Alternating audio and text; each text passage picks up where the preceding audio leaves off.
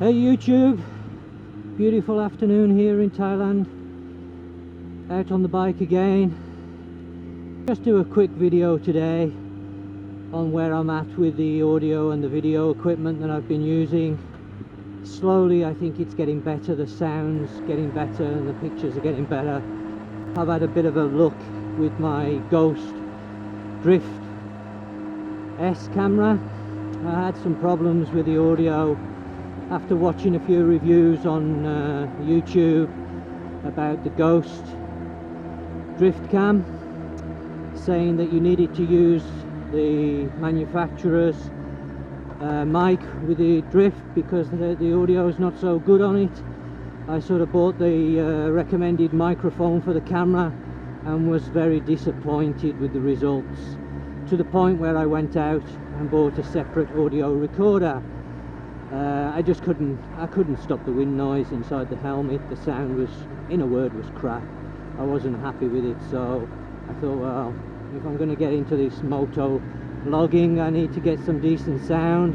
I know it's different for everybody depending on the helmets that you're using and the bikes you're riding, etc. And obviously the environment as well. Over here in Phuket, the island is quite windy, to be honest. We do get quite a breeze on most days. I suppose that's good because it's very hot, but on the downside for moto logging it can be a bit of a nightmare because of the wind noise. But I think I've managed to sort it out. Basically I went out and bought a separate audio recorder, an Olympus one. Got a built-in microphone, tried to get an external mic for it, didn't have much luck in Phuket. I don't know why, it just seemed very difficult to get hold of a microphone. Had a bit of luck on finding a microphone when I went to Chiang Mai. I wasn't expecting a lot from the microphone because it was just a cheap microphone, a lapel microphone. It cost me in English money £5. It was 250 baht over here, which isn't a great deal of money. But it worked really well with the audio recorder and I was quite surprised. And then the other day I thought, well, I wonder what'll happen if I try it with the drift, because I'd watched a few YouTube videos and people were recommending not to use cheap mics with this camera because the audio would be crap, and I thought, well, the audio's crap anyway, so I might as well try it, and I did, and I was just gobsmacked. The £5 mic is way better than the actual drift microphone with the drift camera, so it just shows you that what may not work for one person may work with somebody else. So hopefully I've managed to sort the audio out, and now I can actually record straight onto the drift cam, which is going to be a bonus for me, because the editing of the videos have been somewhat of a nightmare, trying to match up the audio to the camera. You only need to be a fraction out and it can be a bit of a nightmare trying to line it up. Anybody that's I'm new to moto logging, new to YouTube.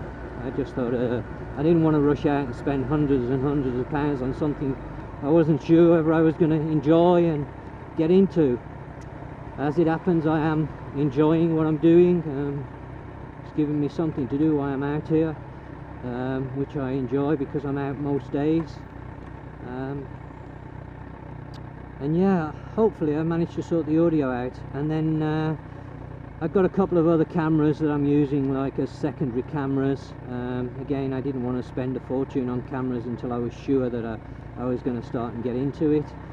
I've got a Kodak Sport camera, which I've decided to use as a camera that would be used out and about, off the bike. It's better for that. It's not the ideal camera for on the bike. When you try to mount it on any mounting points on the actual bike, it suffers with a lot of vibration. It's very, very, very difficult to get the clear picture from it on the bike. I've mounted it on the helmet and you can get a clear picture with the helmet, but it's not really designed for that, and it's fairly flat, but it's fairly long and it sort of catches the wind. It's sticking up from the helmet. It's not ideal. You look like a bit of a knob, to be honest with you, with that stuck on the top of the helmet. So I've decided that camera is going to be used just purely out and about when I'm off the bike. But I have to say, for the money that I paid for it, I think it was about £50 or £60. I bought it some years ago. the picture quality, I mean, it records in 1080, quite a good picture off the bike when it's not vibrating. It's fairly reasonable. And the microphone, you can't put an external mic to the camera, but the actual internal mic is absolutely superb. I would go as far as to say the actual internal mic on the Kodak camera is better than the internal mic on the drift camera.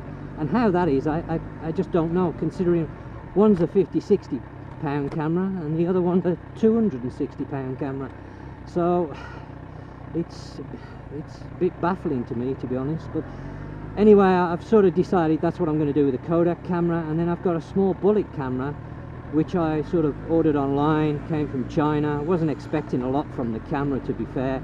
It was only a 30 pound camera, and I thought maybe it'd be an ideal camera to capture some rear shots on the bike. But unfortunately, when I fitted it on the bike, again this camera was suffering from a lot of vibration, to the point where the pictures were useless. I wasn't concerned about the sound off the camera because I never intended to use the sound off the camera. But I had a bit of a look yesterday. Basically, I tried various mountings on the bike with this camera, and started to give up slowly with the camera, and then I made a custom mount yesterday morning before I went out, just to give it one last try. Mounted it just on the side of the rear seat, tried it, and it was still vibrating, and I was shaking my head thinking, what is causing this? Because there's hardly any vibration coming through the bracket on the seat that I could feel even when I revved the bike up. And I just happened to be walking inside, and I shook the camera, and I could feel something moving inside the camera, and I thought, well, that's surely not right. So anyway, I ended up taking the camera apart, and I actually found that the lens that obviously does all the filming, it fits into the case of the camera, and it was like a little tiny bit smaller than the case that it was fitting into, which was causing it to rattle around. And I thought, well, obviously if that's rattling around, that's not going to help. So I pulled it out as far as I could, put some electrical tape round it, cut it off and pushed it back in so it was a nice tight fit, put a little bit of super glue around it, not expecting a lot, to be honest. Stuck it on the bike, revved it up, nothing, no vibration, nothing. I couldn't believe it.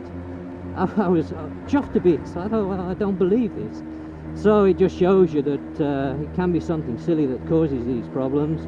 But hopefully I've cured that as well. I've got it on the bike now. It is actually now attached to the rear foot peg, the passenger rear foot peg, which is where I ideally wanted this camera to be mounted, because it can capture the tip of the exhaust and also the side of the rear wheel.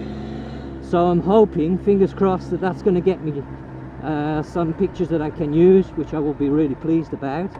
And I've decided to put my separate audio recorder that I've got now, because obviously I'm using the drift audio off the drift camera, which is making things a little bit easier for editing. I've put that under my seat. There's not a lot of room on this bike. It's one of my gripes with this Kawasaki, to be honest. Managed to find a little bit of space under the rear seat, basically next to the toolkit. The audio recorder is only very small. I've wrapped that up in like a face flannel just to stop it from bouncing around under the seat, and I'm using that to record the sound of the bike. And I actually tried it out yesterday afternoon, just briefly, and it actually sounds really good. So hopefully I can connect that sound to the rear camera to give some sort of sound from the exhaust, basically, which would be a nice touch to the videos. But yeah, that's where I'm up to at the moment. Hopefully we're sort of getting there slowly. It's been a steep learning curve. I haven't had a lot of time to spend to start with on the channel, because I had a few unexpected things come up when I first came out here, moving home, etc., which wasn't planned, and that took up a lot of time. But now things are settling down. I've got a little bit more time, and I've spent the last sort of 3-4 days working with the video and doing different things, trying to get a little bit of different approach to things, get things sorted out, and hopefully I'm slowly getting there now.